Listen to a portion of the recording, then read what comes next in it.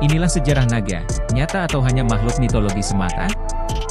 Mungkin kalian akan baru tahu jika banyak kepercayaan soal naga yang ada di dunia ini.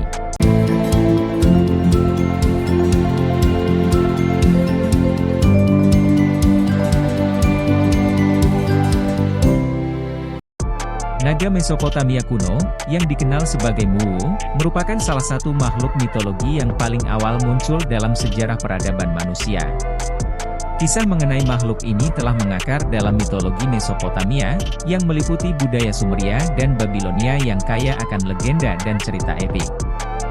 Mu, yang sering disebut sebagai ular ganas, menjadi salah satu entitas mitologi yang paling ikonik dan menarik dalam dunia kuno. Mu digambarkan sebagai makhluk yang memiliki karakteristik yang mencolok, dengan tubuh mirip ular yang bersisik, kepala dan lidah ular yang menakutkan, serta cakar yang menyerupai cakar elang yang tajam. Makhluk ini adalah salah satu representasi dari keajaiban dan misteri alam semesta yang terdapat dalam mitologi Mesopotamia. Dewa Marduk, salah satu tokoh paling penting dalam mitologi Babilonia, seringkali digambarkan dalam bentuk yang mirip dengan naga. Hal ini mungkin mencerminkan peran pentingnya dalam pertarungan melawan Dewa Tiamat yang mengambil wujud naga, dalam sebuah kisah epik yang legendaris. Makhluk drakonik ini juga terukir dengan megah di gerbang Istar di Babilonia, yang berasal dari abad ke-6 SM, menunjukkan betapa besar pengaruhnya dalam kebudayaan Babilonia kuno. Meskipun asal-usul mitos naga Mesopotamia ini masih menjadi misteri, jelas bahwa cerita tentang makhluk ini telah menyebar luas ke seluruh wilayah dan menjadi bagian integral dari warisan budaya dan kepercayaan orang-orang Mesopotamia kuno. Di sisi lain, dalam agama Zoroastrianisme, salah satu kepercayaan tertua di dunia, ada kisah tentang Zah, yang dianggap sebagai putra Ahriman, personifikasi roh jahat. Dalam konteks ini, naga atau makhluk drakonik juga muncul, tetapi sebagai simbol kejahatan dan kegelapan yang harus dihadapi dan dikalahkan. Ini menunjukkan bahwa konsep naga dapat memiliki makna yang berbeda dalam berbagai budaya dan agama, dari makhluk mitologi yang kuat dan penuh keajaiban hingga simbol kejahatan dan pertanda buruk. Dalam deretan cerita dan legenda yang memperkaya sejarah megah Mesir kuno, kita menemukan entitas mitologi yang memiliki peran yang mencolok, yakni Dewa Naga. Salah satu contoh paling mencolok dari entitas ini adalah sosok raksasa bernama Apep, atau dikenal juga sebagai Apokis. Dalam panteon Mesir kuno, Apep dianggap sebagai personifikasi kekacauan dan kegelapan yang menakutkan. Kepribadiannya yang menyeramkan menjadikannya salah satu karakter yang paling menonjol dalam mitologi Mesir, dan peran utamanya adalah menjadi musuh utama Dewa Matahari, Ra. Konflik antara Apep dan Ra adalah salah satu konflik mitologis yang paling penting dalam tradisi Mesir, menggambarkan pertarungan antara kebaikan dan kejahatan, cahaya dan kegelapan. Keberadaan Apep dapat ditelusuri kembali hingga awal periode sekitar tahun 4000 SM, sehingga menjadikannya bagian integral dari warisan budaya Mesir yang sangat bersejarah. Selama ribuan tahun, Apep dan perannya dalam mitologi Mesir terus menjadi objek kajian dan ketertarikan.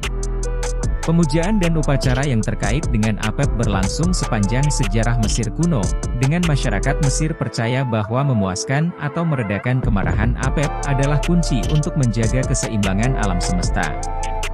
Legenda menggambarkan bagaimana dewa-dewa lainnya bekerja sama untuk melawan Apep dalam upaya menjaga ketertiban kosmos.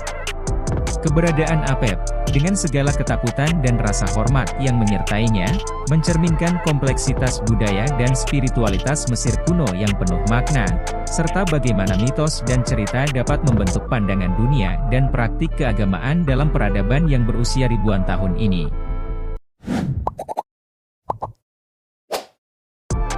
Naga Tiongkok merupakan salah satu simbol yang sangat dihormati dalam budaya Tiongkok. Naga telah lama menjadi representasi kekuatan dan keberuntungan dalam tradisi Tiongkok, dan juga memiliki pengaruh dalam pemahaman mengenai cuaca yang berbeda dari budaya-budaya lainnya.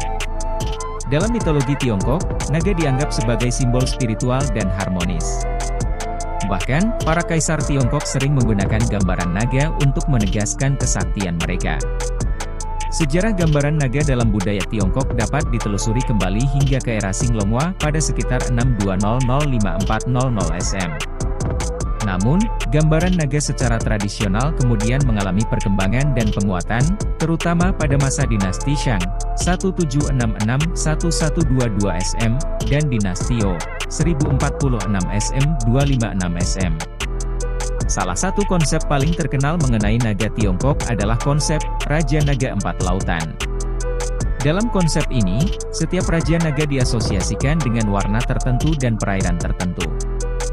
Naga biru, misalnya, melambangkan timur dan musim semi, sementara naga merah melambangkan selatan dan musim panas. Naga hitam, di sisi lain, diasosiasikan dengan utara dan musim dingin, sementara naga putih melambangkan barat dan musim gugur. Dan naga kuning dianggap sebagai perwujudan dari Kaisar Kuning yang sangat dihormati dalam sejarah Tiongkok. Semua ini menggambarkan betapa pentingnya naga dalam budaya Tiongkok, tidak hanya sebagai simbol keberuntungan tetapi juga sebagai elemen penting dalam warisan budaya dan spiritualitas Tiongkok.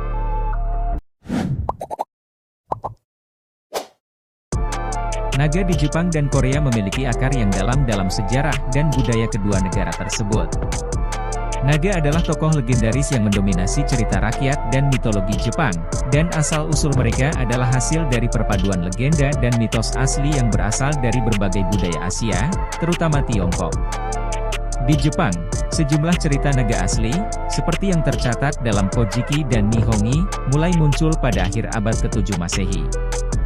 Naga dalam tradisi Jepang sering digambarkan sebagai makhluk berbentuk ular besar yang memiliki kaki cakar. Kehadiran mereka selalu terkait erat dengan elemen-elemen seperti perairan, curah hujan, dan dewa air.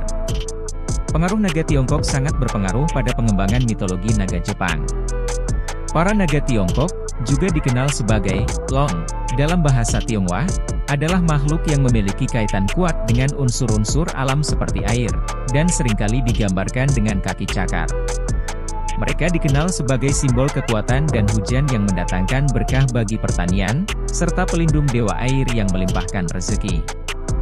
Sementara itu, di Korea, mitologi naga juga mencerminkan pengaruh dari budaya Tiongkok, meskipun dengan karakteristik yang berbeda. Naga dalam tradisi Korea sering dianggap sebagai makhluk baik hati yang memiliki keterkaitan erat dengan unsur air dan pertanian. Mereka sering digambarkan sebagai makhluk yang cerdas dengan emosi, dan sering berperan sebagai pelindung negara. Salah satu legenda paling terkenal adalah kisah Raja Munmu yang menginginkan menjadi naga Laut Timur untuk melindungi Korea. Dalam keseluruhan, naga di Jepang dan Korea adalah contoh yang menarik dari bagaimana mitologi dan cerita rakyat dapat mengalami transformasi dan adaptasi dalam konteks budaya yang berbeda, dengan setiap negara mengembangkan narasi dan makna yang unik seputar makhluk legendaris ini.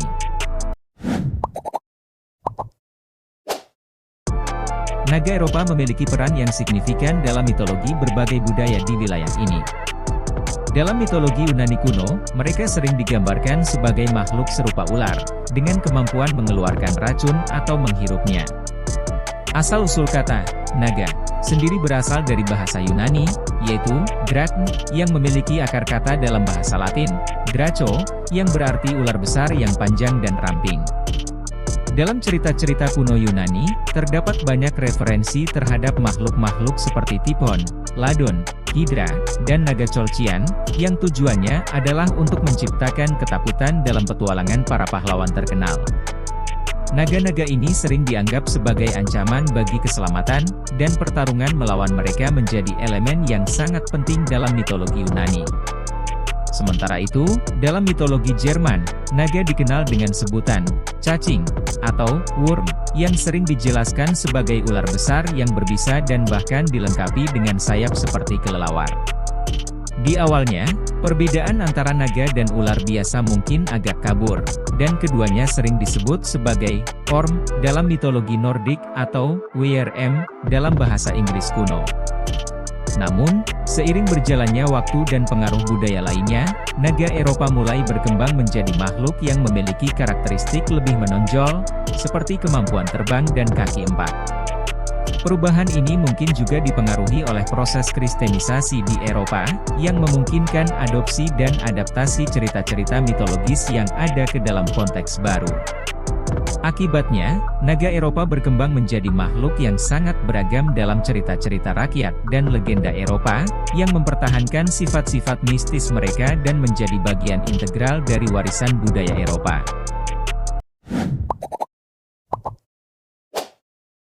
Naga adalah salah satu entitas mitologis yang memainkan peran penting dalam budaya suku Aztec dan Maya di Amerika Tengah. Lebih jauh ke selatan, di antara peradaban Aztec dan Maya, penggambaran naga sebagai ular berbulu ada di mana-mana. Pertama kali dipuja di Teotihuacan pada abad pertama SM, dewa tersebut awalnya digambarkan sebagai ular sungguhan, namun seiring berjalannya waktu, dewa ini berubah menjadi sosok yang juga memiliki ciri-ciri mirip manusia. Suku Aztec dan Maya memiliki versi masing-masing dari dewa ular berbulu ini.